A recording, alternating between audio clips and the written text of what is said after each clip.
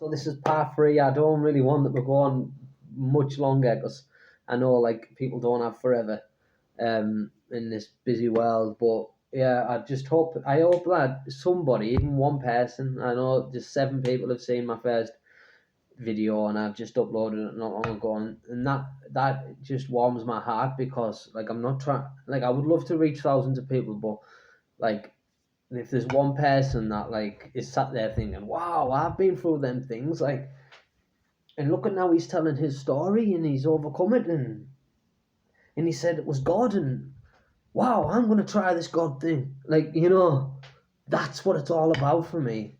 So yeah, God can save you from anything. It doesn't matter what it is. I know I get really passionate, but it's because it's true.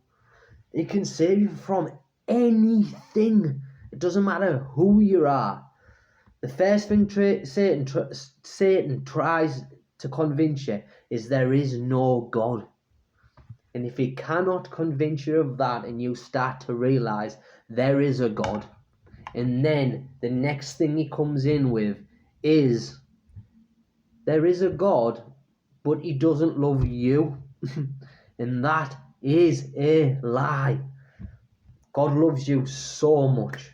He loves you so much.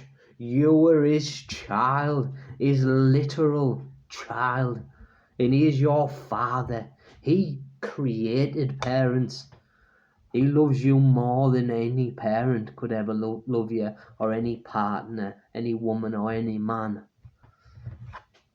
Or any child, like, can love you. Like, he loves you very, very dearly, and nothing can change that. So I'd come out of prison, I was on my way home, I wanted to be back in. I still tried to keep my head screwed on and not have a cigarette or anything. But and then obviously the person I was with at the time, I sort of pushed her into going with somebody else, and not going right into that, but I need to, for the sake of the story. So that sent me in a tailspin. I started smoking. I went out with my uncle, took amphetamine, was awake all night, my first night out. Awake all night. Here I am the next day, just feeling just ill, like coming down off amphetamine, like just in this street, and ended up in this bedroom with nothing in it. Just like that's drugs for you. That's drugs, and that's like a lost life. But so I ended up getting back with this lady, and it's who I had my 2 kids to. I had a little daughter. We called her Grace. I'm not with the lady now, but I picked my daughter's name Grace. They said she was the saving grace. And then there was my son Henry, a lovely little boy. He's amazing, but I'm just trying to fight to get them back in my life at the moment. But yeah, they know their dad is, and yeah, I'm writing to them, and it's all gonna work out. I'm trusting the Lord. I'm clean, fully clean, and just living the gospel. So the Lord has done amazing things in the past. He's actually brought them to me in the past, but for all different reasons. Yeah, I'm doing what I need to do. But so I started having children, but I just couldn't get it out of my head that my partner had been with somebody else. So my stepmom was dying of cancer, and she had these tablets, Solpadol, 30 ml codeine, 100 ml paracetamol, I think it was. So she gave me one just to help me go to sleep, because I thought I was hearing sounds of X with this person or whoever. And so I took this tablet, and I sat there like in like sort of bliss for half an hour before I fell asleep. So the next thing it was like, have you got another one of them tablets? And then the next thing, I was still having to go to probation because I still had a year to do with like, see, obviously like I went a bit forward there with the kid situation. Like I think we just found out that she was pregnant, and I was just hammering these tablets. In the end, I was taking like 15 or something. Ended up in hospital with internal bleeding. It's gonna go off, but yeah, check out part 4. Yeah, ended up in hospital with internal bleeding. And they sent me home with more tablets, and I just obviously just kept taking them. I went from codeine to tramadol, and then it led to heroin. And obviously, I had my 2 kids, but I ended up with walking out after arguments and ending up with these people and just using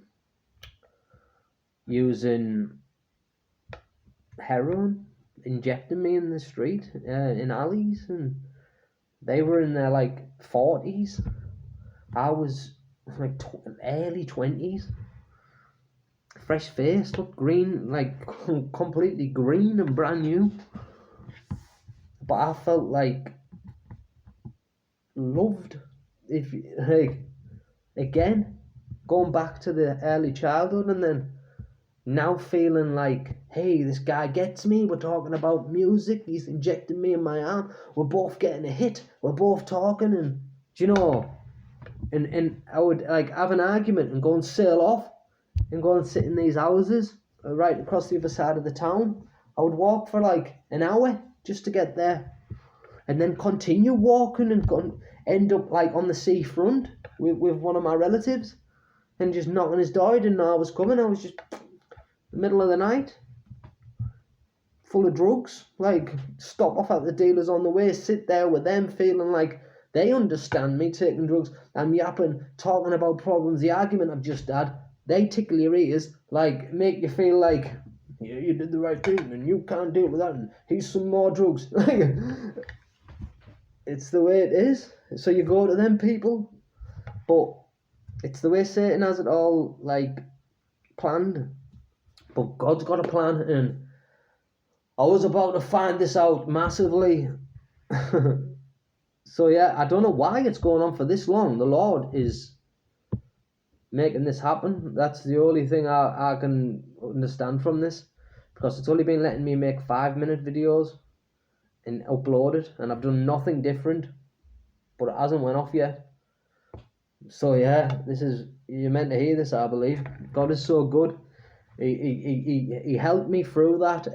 I was having to see my kids every week. That will probably go off, but was having to see my kids once a week. Not twice. I think it was twice a week.